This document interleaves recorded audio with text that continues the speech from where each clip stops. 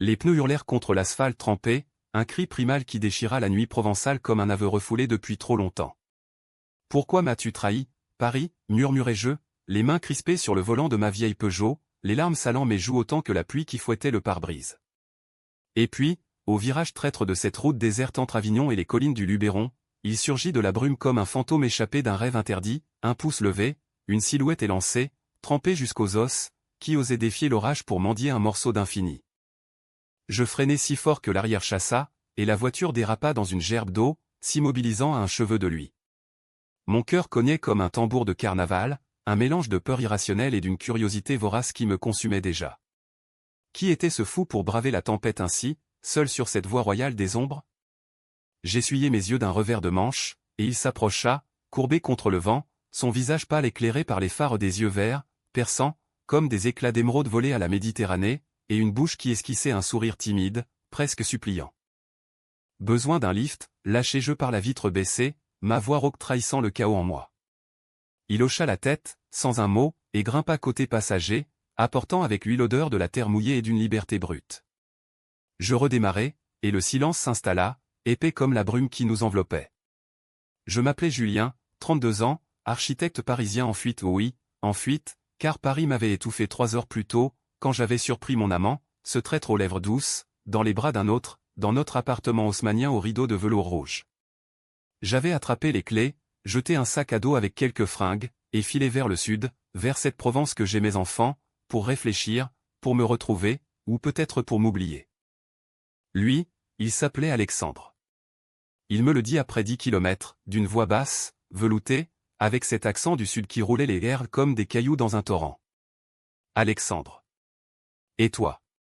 Je bredouillai mon nom, et il rit doucement, un son qui perça le rideau de ma peine comme un rayon de lune.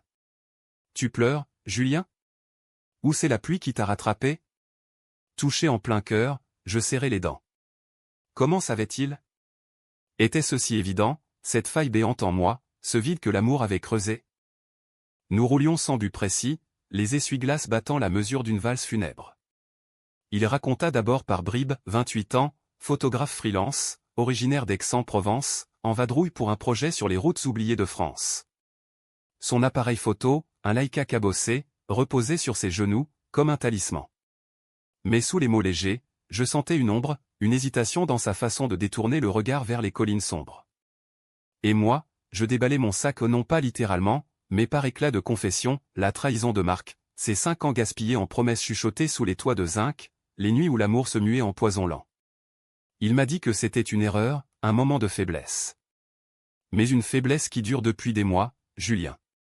Des mois. Alexandre écouta sans juger, sa main effleurant parfois le tableau de bord, comme pour ancrer le silence.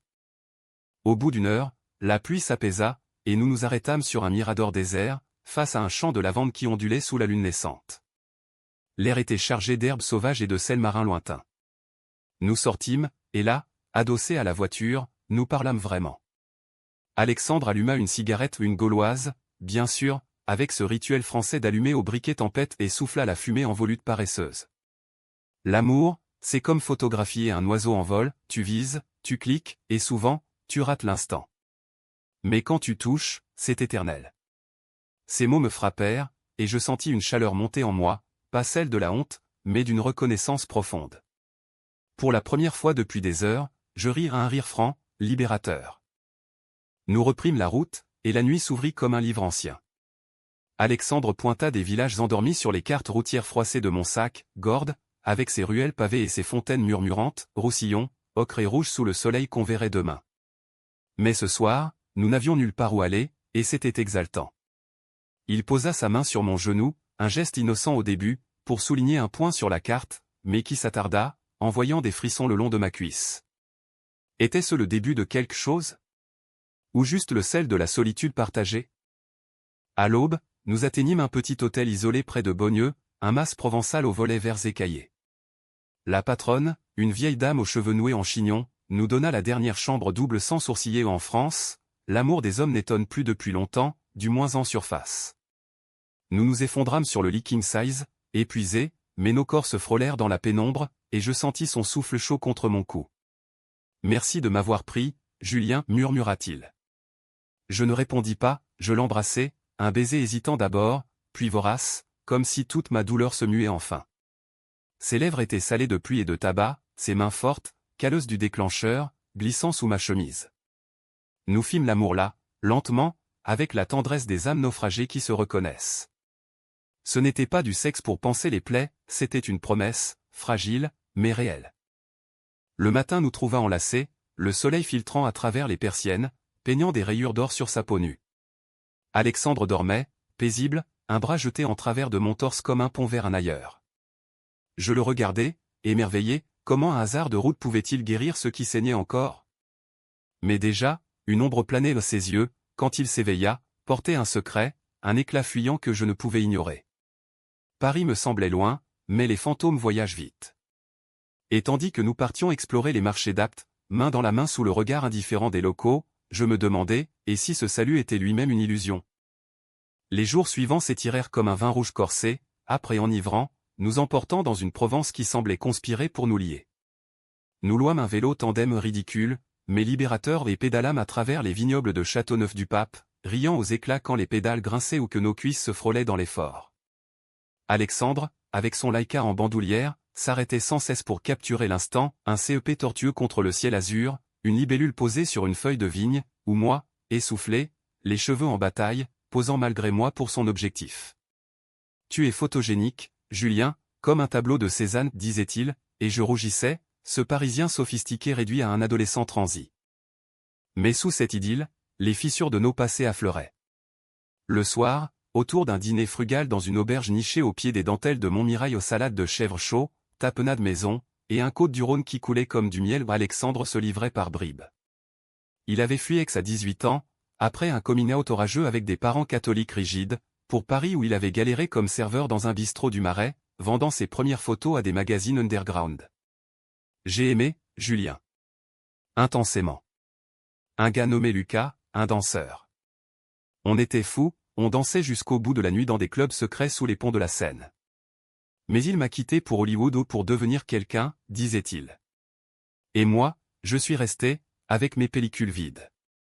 Sa voix se brisait sur le nom, et je serrais sa main sous la table, sentant nos cicatrices se nouer comme des racines. De mon côté, je lui confiai les abysses de Marc, ce bel architecte d'intérieur que j'avais rencontré lors d'un salon à la Biennale des Arts, avec ses yeux bleus et son sourire qui promettait l'éternité. 5 ans de projets communs, des lofts minimalistes dans le 11e, des escapades à Deauville balayées par une nuit d'ivresse où je l'avais trouvé, nu, avec un client plus jeune, dans notre lit. C'était comme si mon monde s'effondrait, Alexandre. Pas juste l'amour, mais l'idée que j'avais construite, une vie stable, un foyer gai en France, avec des dimanches paresseux et des Noëls sous le gui. Il m'écoutait, ses yeux verts assombris, et me tirait contre lui dans la chambre aux poutres apparentes, nos corps se cherchant comme des aimants. Nos amours étaient fiévreux, exploratoires, il aimait tracer des motifs sur ma peau avec ses doigts, photographiant les hématomes tendres du désir, moi, je le dévorais avec une urgence qui le faisait gémir, doucement, mon Parisien, on a le temps. Pourtant, le temps nous narguait. Au milieu de la semaine, nous descendîmes vers la Camargue, attirés par les flamants roses et les manades sauvages. Nous campâmes sur une plage déserte près de Sainte-Marie-de-la-Mer, le feu de camp crépitant sous les étoiles, l'odeur de sel et de thym imprégnant l'air. Là, allongé sur une couverture usée, il me parla de son projet, un livre photo sur les amours nomades, ces âmes errantes qui se croisent sur les routes comme nous. Toi, tu seras dedans, Julien.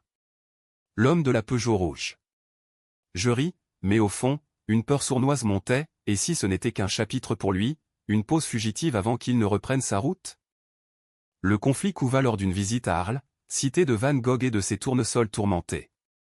Nous flânions dans les arènes romaines, main dans la main, quand son téléphone vibra un appel de Lucas, cet ex-fantôme.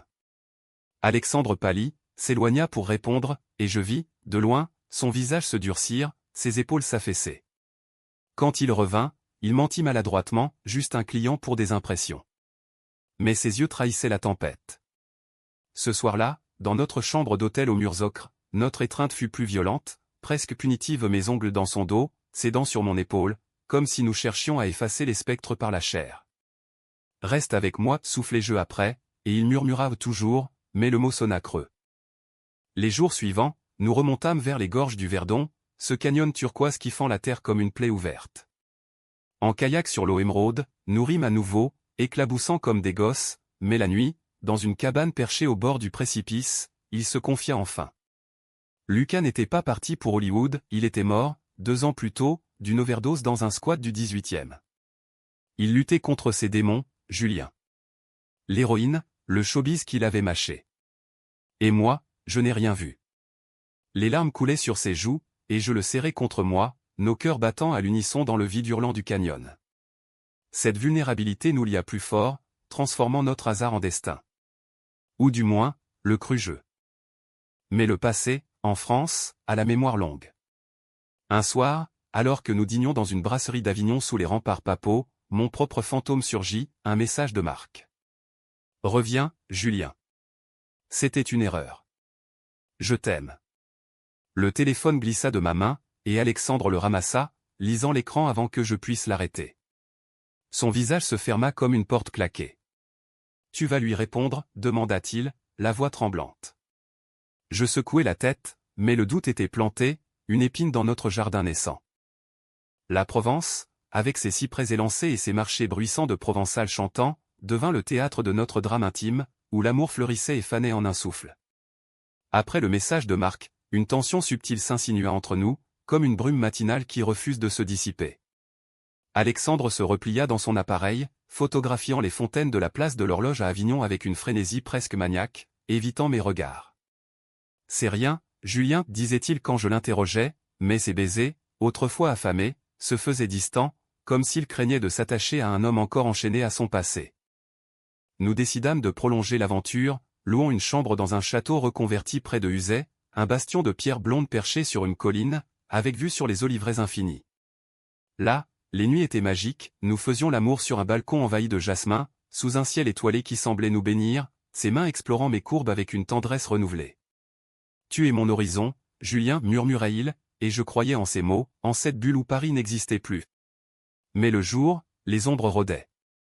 Alexandre recevait des mails codés ou des invitations à des expos à Marseille, des propositions de galeries qui sentaient le regret d'un ex-vie. Et moi, je checkais mon téléphone en cachette, effaçant les messages de Marc sans les lire, mais les imaginant comme des sirènes. Le vrai conflit éclata lors d'une randonnée dans les Calanques, ces falaises calcaires qui plongent dans la Méditerranée turquoise près de Cassis. Nous marchions sur un sentier escarpé, le soleil cognant comme un marteau, quand Alexandre trébucha sur une racine, s'écorchant le genou. Je m'agenouillai pour panser la plaie avec mon bandana, et là, dans ce geste banal, il craqua. « Arrête de me soigner comme si j'étais Lucas, hurla-t-il, repoussant ma main. Le nom, ce fantôme, me frappa comme un coup de fouet. Quoi? Je ne balbutiai-je, mais il continua, les mots jaillissant comme un torrent, tu le fais avec la même douceur, Julien. La même pitié pour un homme brisé. Et moi, je refuse d'être ton pansement pour Marc. Nous nous affrontâmes au bord du vide, le vent salé fouettant nos visages, les vagues en contrebas rugissant comme un cœur antique. Il avoua tout, depuis notre rencontre, il avait vu en moi un écho de Lucas ou le même regard tourmenté, la même quête de stabilité après le chaos. Je t'ai pris en stop, mais c'est toi qui m'as sauvé d'abord. Et maintenant, je te perds pour lui. Non, c'était l'inverse, c'était Marc qui m'avait brisé, et Alexandre qui me reconstruisait, pierre par pierre. Mais la jalousie, cette vipère, nous mordait déjà. Et si je répondais à Marc? Juste pour clore le chapitre, lançai-je, blessant par orgueil. Son visage se décomposa, et il tourna les talons, descendant le sentier en titubant, me laissant seul avec l'écho de mes mots. La nuit tomba sur Cassis comme un linceul. Je le trouvai dans un bar à poissons, les yeux rougis par le pastis et les larmes, entouré de pêcheurs locaux qui chantaient des airs de Mistral gagnant. Je m'assis près de lui, commandai un verre, et nous parlâmes non pas en cris, mais en murmures brisés. J'ai peur, Alexandre. Peur que ce soit trop beau pour durer. Que tu sois comme Lucas, un oiseau qui s'envole. Il secoua la tête, prit ma main. Lucas est mort parce qu'il courait après des illusions. Moi, je cours vers toi. Nous rentrâmes à l'hôtel enlacés, et notre réconciliation fut un feu d'artifice, des heures d'amour lent, exploratoire, où chaque caresse effaçait une peur, chaque gémissement scellait un pacte. Mais le destin, ce farceur cruel, en décida autrement. Le lendemain, en reprenant la route vers le nord, mon téléphone sonna à Marc, en personne, geignant au bout du fil, Julien, reviens. J'ai tout perdu sans toi. Et Alexandre? C'est lui, le gamin du Marais? Mon sang se glaça. Comment savait-il? Alexandre, qui avait entendu, blêmit. La trahison n'était pas la mienne, mais celle d'un ami commun, qui avait vendu la mèche par jalousie mesquine. Pire, Marc révéla qu'Alexandre et lui s'étaient croisés autrefois, lors d'une expo photo où Lucas exposait encore. Il t'a dragué, Julien? Attention, ces artistes sudistes, ils collectionnent les cœurs comme des négatifs. Le silence dans la voiture fut un tombeau. Alexandre nia d'abord, puis avoua une rencontre fugace, un flirt innocent au bar après l'expo, rien de plus, jurait-il, avant Lucas, avant tout. Mais le poison était inoculé. Tu m'as caché ça, demandai-je, la voix étranglée. C'était rien, Julien. Un verre, un regard. Pas comme avec toi. Nous nous garâmes sur une aire d'autoroute anonyme, près d'Orange, et la dispute éclata, accusations volèrent comme des éclats de verre, nos amours passés se dressant comme des murs infranchissables. Il claqua la portière, partit à pied le long de la nationale, et je le laissai, le cœur en lambeaux, filant vers Lyon comme un damné. Pourtant, au milieu de la nuit, dans un motel fade au néon clignotant, je reçus son texto « Je t'aime, idiot. Reviens ». Et je fis demi-tour, les larmes brouillant à nouveau la route. Le retour vers le sud fut une odyssée de rédemption, ponctuée d'arrêts forcés dans des villages perchés où le temps semblait suspendu.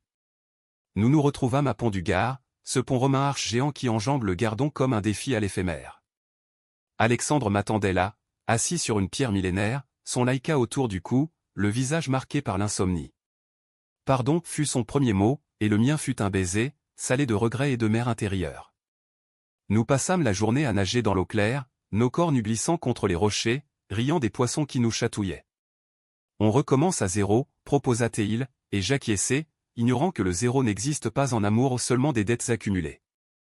Les semaines suivantes furent un tourbillon, nous remontâmes à Paris, non pour y rester, mais pour affronter les démons. Alexandre insista pour m'accompagner à l'appartement haussmannien, ce nid de souvenirs empoisonnés. Marc nous y attendait, pâle et défait, les yeux cernés comme un poète maudit. La confrontation fut théâtrale, digne d'un Racine revisité, accusation, pleurs, porte claquant. Tu m'as brisé, Marc, mais je ne suis plus ton puzzle, déclarai-je, la voix ferme pour la première fois. Alexandre, en retrait, prit des photos discrètes non pour blesser, mais pour documenter ma renaissance. Marc s'effondra, suppliant, mais je sortis, traînant Alexandre par la main dans les rues pluvieuses du 7e, vers un avenir incertain. Pourtant, la trahison couvait plus profonde.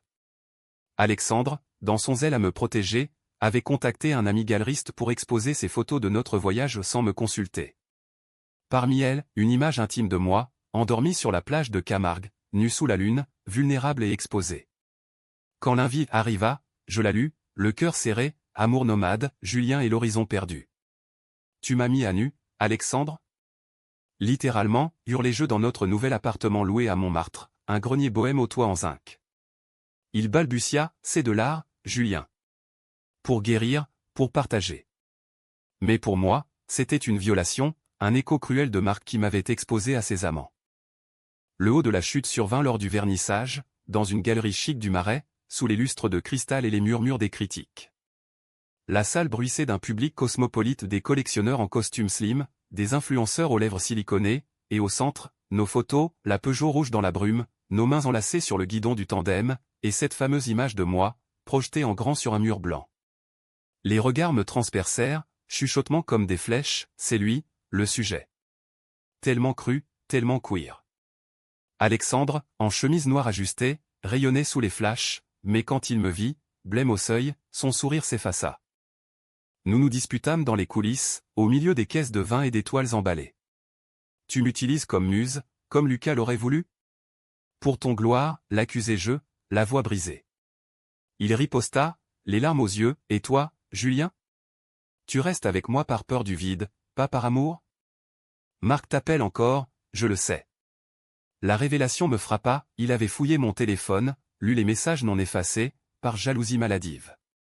Traître, souffla-t-il, et je partis, errant dans la nuit parisienne, des halles au quai de Seine, où les lumières dansaient comme des feux follets moqueurs. La nuit fut un gouffre, je dormis sur un banc près du pont des Arts, écoutant les cadenas d'amour passer teintés au vent. Au matin, Alexandre me trouva là, échevelé, brisé. Je vends les photos. Toutes. Si c'est ce que tu veux. Mais ce n'était pas les images, c'était la confiance érodée, cette peur que notre amour ne soit qu'un mirage routier. Nous rentrâmes ensemble, silencieux, et dans le grenier, nous pleurâmes, enlacés, nos corps se cherchant une dernière fois dans une étreinte désespérée lente, douloureuse, comme un adieu qui refuse de l'être. On peut réparer, murmura-t-il contre ma peau. Peut-être, répondis-je, mais le doute était un cancer. Bientôt, un nouveau coup, Lucas n'était pas mort d'overdose. Alexandre l'avait inventé, par honte en vérité, Lucas l'avait quitté pour un producteur, le laissant seul avec sa douleur. Je voulais te protéger de ma faiblesse, avoua-t-il un soir, sous la pluie battante de Montmartre. La trahison ultime, un mensonge pour ancrer notre lien. Je hurlai, parti en trombe dans les escaliers, le cœur en miettes. Paris, cette ville d'amours impossibles, nous recrachait enfin.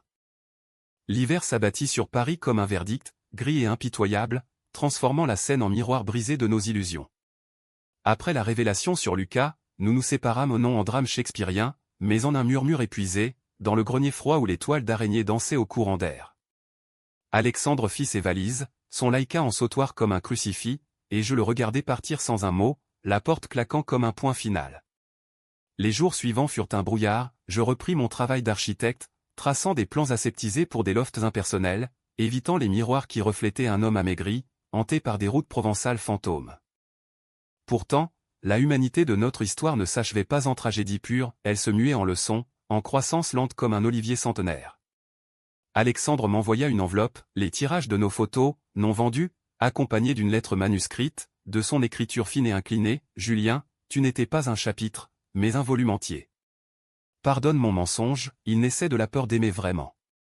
Trouve ton horizon, sans moi si c'est le prix de ta paix. » Les images me firent pleurer, la Peugeot dans la brume, nos rires figés sur pellicule, et cette de moi endormi, non plus comme une violation, mais comme un témoignage d'amour pur. Marc, de son côté, s'effaça un dernier appel, une excuse larmoyante, puis le silence. J'appelai un thérapeute, un vieux sage du 5e arrondissement au mur tapissé de Freud en édition originale, et là, dans ses sessions bi-hebdomadaires, je déballai tout, la trahison initiale, l'euphorie routière, les mensonges d'Alexandre. L'amour n'est pas possession, Julien, dit-il un jour, ses lunettes rondes glissant sur son nez. C'est un chemin où l'on marche seul, parfois à deux, mais toujours vers soi. Ces mots, simples, résonnèrent comme un appel à la route. Au printemps, quand les cerisiers du Luxembourg fleurirent en nuages roses, je repris la Peugeot réparée, repeinte en bleu azur pour exorciser les fantômes rouges. Pas vers le sud cette fois, mais vers l'est, vers Strasbourg et ses canaux alsaciens, où j'avais un projet d'hôtel éco-responsable. En chemin, près de Fontainebleau, je vis un pouce levé, un jeune autostoppeur aux yeux bruns, un sourire timide. Je m'arrêtai, le cœur battant non par hasard, mais par choix. Il s'appelait Théo, étudiant en art, en route pour un festival queer à Berlin. Nous parlâmes des heures, sans confession hâtive, juste des rires et des silences complices. Alexandre, je l'appris par un ami commun, avait exposé seul à Aix un solo show intitulé Route brisée, où une photo de nous deux, floue et tendre, trônait en clôture, anonyme, comme un haïku. Il avait trouvé un amant là-bas, un vigneron aux mains terreuses, et ensemble, ils sillonnaient les calanques en Vespa. Pas de regrets, juste une vie reconstruite, brique par brique. Moi, avec Théo, ce fut différent, pas une tempête, mais une brise constante. Nous ne fîmes pas l'amour la première nuit, nous parlâmes jusqu'à l'aube dans un relais routier, de rêves d'architecture durable et de films de Xavier Dolan. Il m'apprit à voir Paris non comme une prison, mais comme un labyrinthe à redessiner. Et un soir, sous les lumières de la tour Eiffel scintillant comme un phare, je lui racontai Alexandre non comme une ombre, mais comme une étoile qui avait guidé ma voie. La fin n'est pas une clôture, en amour gai français, c'est un point-virgule, une pause pour respirer. J'écrivis à Alexandre, une carte postale depuis Berlin, ton horizon était le mien. Merci pour la route. Sa réponse arriva des semaines plus tard, un tirage photo, nous deux, sur la plage, souriant, avec en légende, éternel nomade. Pas de retrouvailles hollywoodiennes, mais une paix profonde, humaniste, l'acceptation que l'amour, vrai, libère plus qu'il n'enchaîne. Aujourd'hui, je roule encore, plan en main, cœur ouvert. La Peugeot ronronne, et parfois, au virage d'une nationale, je cherche un pouce levé. Pas pour fuir, mais pour avancer. Car en France, sur ces routes bordées de lavandes et de vignes, l'amour est un voyage, pas une destination. Et moi, Julien, j'ai appris à en être le cartographe.